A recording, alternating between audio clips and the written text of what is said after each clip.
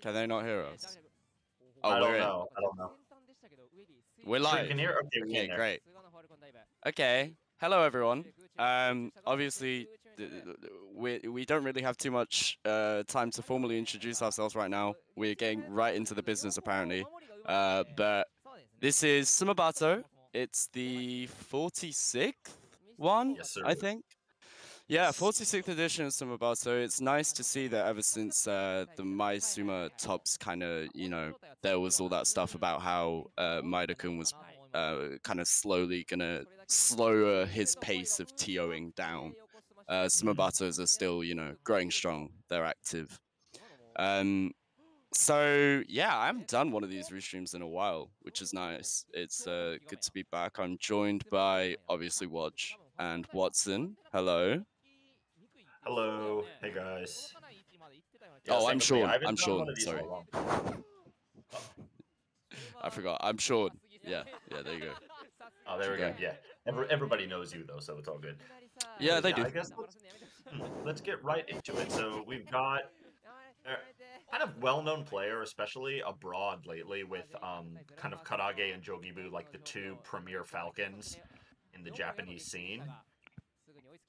And then we have Tsuna, and I mean, there's not really a lot of well-known Greninja players, other than maybe Tarek out of Europe, but Tsuna's been kind of on the up and up lately, doing well at some of the bigger majors as well. Do you know Jogibu's 30 years old? He's 30? Yeah. He's such a Just baby random face, thought. though. He's got such a baby face. I literally thought he was around like my age, especially considering like the stark contrast between him and Karage. Because Karage is like 5 years old or something like that. But Yeah. Jogibu, yeah, he's a proper boomer, man. I didn't know. I don't know how long he's been competing in competitive Smash 4, but Yeah. I presume a fair bit, obviously, to become what I might just call the best Falcon in the world. I think there's no exaggeration in saying that. I would You absolutely gotta agree. you gotta be in the training the dojo for quite a certain period of time. But yeah, Tsuna, not many people outside of Japan probably really know about him, let alone Kansai, to be honest. But he's raw with it. Low-key, best Greninja Japan might just be, unless I'm dumb and I'm thinking I'm forgetting anyone else. Am I forgetting anyone else right now? I can't really think of any other Greninjas that I've really seen making big waves outside of like one random showing. So yeah, I would say he's definitely probably best in Japan, maybe number 2 in the world, maybe for Greninja. Because I think Tarek kind of takes the crown for best in the world. But either way, Tuna is an incredibly talented player, and Greninja is an incredibly inconsistent character. So being able to get results with it is actually really, really impressive. Chat said Leia. I just called you chat, sorry. Leia semi-retired. Yeah, that's true. Leia exists, but I feel like I haven't seen Leia compete in bracket in like ages. Like whenever Leia has a fairly popular Twitch stream, like Twitch following. So a lot of people watch that and they know that like Leia's still around. Like he sometimes does tournament restreams and they get quite popular. But yeah, he hasn't competed in a while, which is a shame. Yeah, and I feel like last time I saw him play, I maybe I'm thinking of somebody else, but he was using a different. He wasn't using Greninja. I think he was using like Aegis or something. Maybe I'm just out of my mind. Leia, really? Possibly, I'm thinking of somebody else. Maybe. Jogibu taking the first game though. Fairly convincing. Yeah, Jogibu Slap on the knee. Dash attack. Strong move. So speaking of like old players kind of coming back and playing different characters, because it does happen, right? It feels so weird whenever you see like you remember like the Brawl vets talking, say like Rain, for example. Like Rain was like one of the rawest Falco players to ever exist in Brawl. Like you can watch everything about Rain in the Shogun Brawl documentary. But he's cemented himself into the history of Japanese Smash Ultimate. And like now people, I dead ass, like when because I got into ult in like 2021-ish, right? early quarantine, like watching Hungrybox videos, getting myself more knowledgeable of the Japanese Smash scene. I see like all the local tournaments going on, but I don't know any of the history. So like I just thought Rain was some random Pyramithra player that was like up and coming until like someone told me that he was a Brawl vet, and I was like, oh, okay, didn't know that. Fair enough. So yeah, I feel like that's a lot. I think I saw this in a Coney video as well. But like people think Mr. R, for example, people think Mr. R is just some crom that's having a character crisis. Well, to be fair, the character crisis bit was true for an extent, but like, yeah, man. History, like, just because of how volatile of a game Smash is and how much like, this is kind of obvious to say, like the games change, so the dimensions of the game will change, and that means that, you know, the best players in each game are obviously going to change, save for a couple exceptions. Like the landscape of the top players is so volatile, and like people that were like the absolute goats in the last game can just be like not exactly 2-2ers, but like they can underperform massively in the next edition. It's a bit scary to think about that, like in the next game, for example. Also interesting, maybe, because like maybe some mid-level player that's out there right now, who knows who it could be, might just be the absolute Spargo of the next edition of Smash when it comes out. True. I mean, with Ultimate at least, it was because MKLeo, he started to be super dominant at the very, very end of Smash 4, right? Yeah. And then after that, he went into Ultimate, and then after quarantine, that was kind of when like the Japan era started, I guess you could say, where Mia and Ikola, Spargo, and Sonics just started winning everything for the most part. I think a lot of people say that about Ikola, kind of going the other way. Because obviously Ikola's ranked the best player in the world right now. And a lot of people kind of just like to be like, oh, when Steve is nerfed in the next game, they're already kind of making that assumption that Steve is going to be nerfed in this game, which it probably will. If Steve comes out in the next game. Everyone's like, oh, I wonder how good Ikola is going to be. And half of it, I think, is a lot of people like kind of saying that with low-key malicious intent, being like, if Ikola wasn't carried by Steve, in the next edition of the game, he's going to be the worst player of all time. Like, that's clearly not going to happen. But it would be interesting to see how much Ikola does perform with, like, a more balanced version of Steve. Because it's not like he's going to do much worse, considering the fact that Steve is by and far... Not only is Steve his best character, but he's also the best Steve in the world. So he's clearly going to still be very up there, like top 50 minimum. But even top 10 minimum, dare I say it. Especially considering the fact that he has a lot of secondaries. That Pyramithra, for example. He's been using Roy lately as well, too. So. He kind of dropped Roy, though, recently. Well, according to Twitter. Yeah, I don't know how much Roy does well in the current meta. I feel like it's not really a good example. A good answer to a lot of different characters. Good answer to Cloud, but... also, Leo picked up Roy recently as his possible secondary, but... Yeah, but that's probably just like a for fun thing, right? Yeah. I don't know. Obviously, Roy's a good character, but... I would say incredibly good character. Would you put Roy in top 10?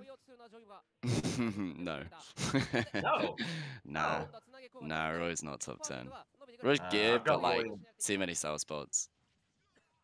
That's true. I got Roy in top 15. There's like, Roy has some BS, right? And like, I did mention how sour spots sometimes kind of makes the character suck, but then you can do weird things like, if your opponent's at kill percent, you go for an up air, right? To read whatever, like a landing. Say it's sweet spots, great. They get sent flying, it might just kill. Perfect. If it's sour spots, you can just up air again, and it will be true. And your opponent can do nothing about it, and I think that's a bit silly. But, God, that was really risky. Jogu almost lost that game. Yeah. I don't know how Leo's gonna do with Roy though. So I guess we can only wait and see. Yeah, he'll be here at Kagaribi, so maybe he'll whip it out. Who knows? Oh my god, how well do you think Leo's gonna do at Kagaribi? I don't want to say because I am a Leo fanboy, but I don't know. It's been Watch and I were talking about that earlier. It's been a bit since he's been here. He's obviously incredible and he's the GOAT, but I see him making top 16, but I don't know if he'll go further than that. It's I the only person who I can think of who came to Japan and their first time just hit home was Spargo, and then Samba obviously as well. But other than those two, their first Japan trip, a lot of people tend to not do well. Yeah, it's not only that, but like, I'm sure you would obviously think this as well, but like it's just like I don't know. I feel like there's so many characters in Japan that Leo just wouldn't be ready for, and I think it is on a lot of people's minds, especially in Japan. Like the general consensus is that when Leo comes to Kagaribi, like it really just depends on his bracket. Like, I completely agree with that. That was the Toriguri thing that happened, the 3-0 with Toriguri that happened literally just confirmed my thoughts about Kagaribi. There was a part of me that maybe thought that Leo is like good enough to be able to adapt like in game and just learn the matchup in game, but clearly when like you're as proficient as Toriguri, it's not that easy of a task to accomplish. And it's not just Toriguri out there, you know, that are character specialists that Leo hasn't really gotten used to. So I don't know. It'll be difficult for him. It's not, you know, top 8 is definitely on the cards for him. Top 3 is definitely on the cards for him. Dare I say top 1? But it really depends on his bracket. So in conclusion, Leo is going to get 65th, losing to Rimu in winner's side and Raki in loser's side. That's my prediction, guys. What do you think, chat? Hit it on the head with that. I don't know. I am a little scared. I'm a little scared for him. Yeah, because I mean, I love Leo. I think he's sick, but at the same time, like what you said about the Toriguri set, just like super hard matchup checking him to where he just obviously was lost. And whenever at the point when he started to come around of like, okay, I kind of know what to do, Toriguro was like, okay, well, I have the reverse download. I adjusted to you. So yeah, now here's the 3-0, sorry. And all it takes one character that he doesn't know how to play, and then he's in loser's bracket. Allison Chow also reminded me he's also going to Kulon. Oh my fucking god, bro. Leo's gonna lose to a Piranha Plant, what the hell? I'm terrified. He could. Actually, I don't know. Leo Budoshu would be a very funny game, in my humble opinion. But I feel like Leo will probably, you know, we're underestimating him a little too much here. He probably would beat Budoshu. I agree. I agree. I mean, that was about 10,000 backers. Yeah. Piranha Plant, even though it is like a weird matchup, it's not like unknown to where nobody plays it. Like where Banjo is relatively unplayed outside of Japan. Yeah. I seen Lucky, the Piranha Plant player from the US. He's been like really racking up results as of late. And I say really racking up results as in like, you know, top 64, top 32-ish of a major, like reaching those areas, because unfortunately that's the standard with Piranha Plant. But he's been doing well as of late. I met him at Genesis a little bit. Seems like a nice guy. Also did really well at was it BOBC? Can't remember. It's not like BOBC. They did really well. So it's cool because I like Piranha Plant. I'm one of those people that's like, I see people doing well with Piranha Plant and them making all these like weird strings and stuff, and I'm like, how the hell are you making all of this consistent? It's so impressive, like how proficient Piranha Plant players are. Just play another character, you'll literally MK Leo. You're going to be the Spargo of the next game. That is the thing though, but it's those low tier players. They love their character so much, like and I don't know if it's like the, oh, I beat you with Piranha Plant, like the pride you get from that, or if it's just they really like the character. No, they're just like, I don't know. Piranha Plant players, it's the same way like, Dr. Mario players and stuff like that.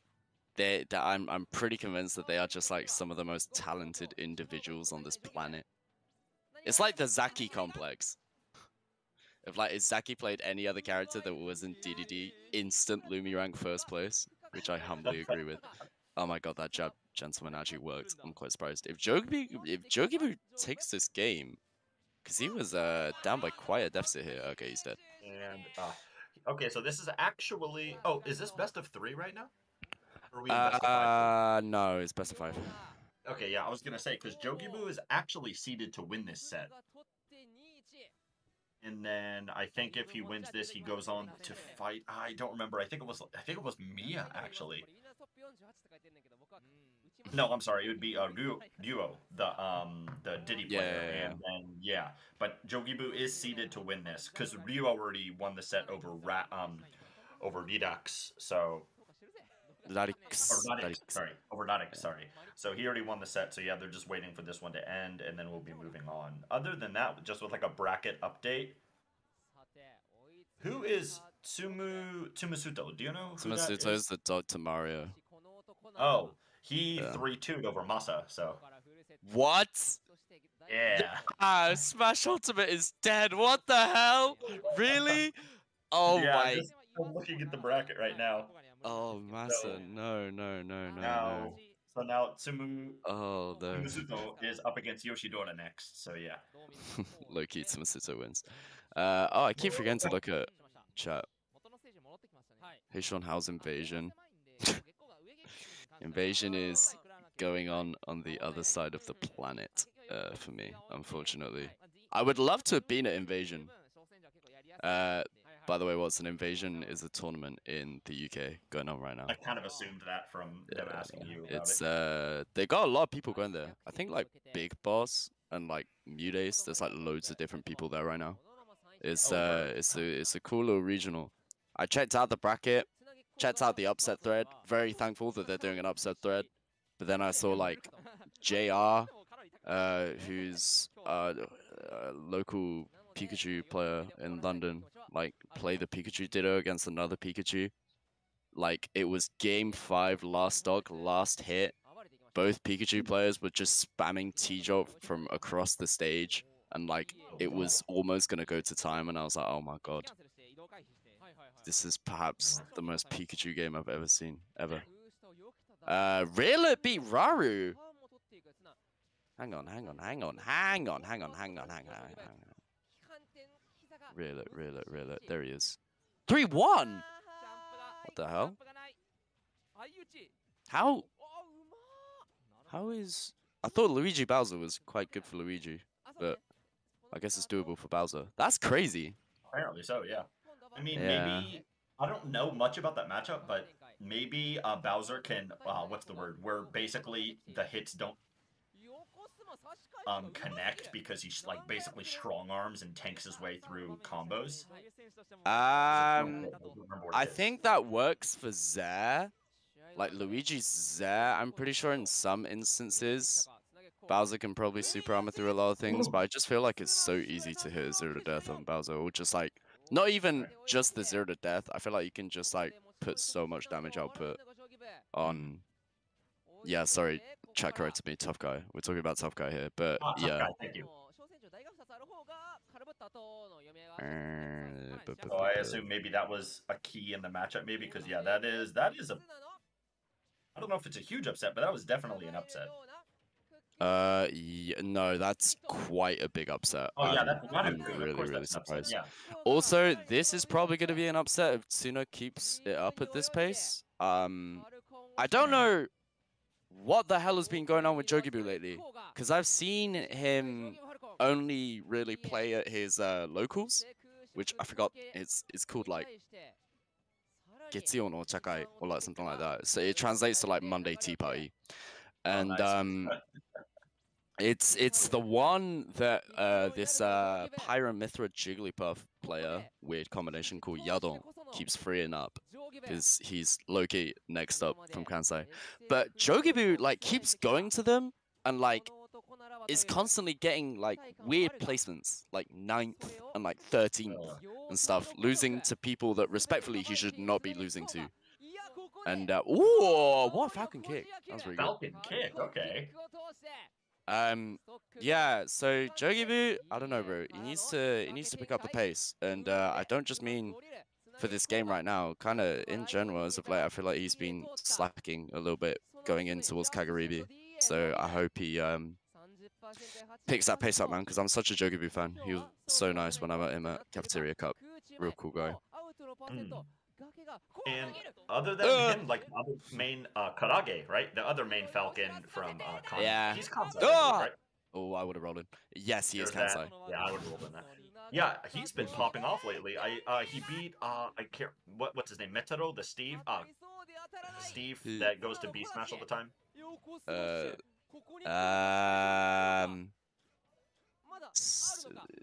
I don't know who you're talking about. C. I don't remember. Carmelo? Either way. Huh? Are you talking about Carmelo? Yes. Yeah, you're talking about Carmelo. Okay. Yeah, he's cool. Ah, that's death. That's gotta be death. Okay, so upset in Tuna's favor. Okay. Wow. Okay. Wow. Well, Jogibu, fair. Going down to loser's side, and Tuna with the upset, and your reward for that upset is playing. Oh yeah, Ryuo. Pretty sure Greninja Diddy Kong sucks for Greninja. Yeah, I can't imagine that being good. Just Banana getting in the way of everything. So, I'm curious actually, who does Jogibu go down to fight in losers now? So I'm gonna have a look right now. Okay. So it's the loser of C. Probably Lappy or Meltoa or someone, I think.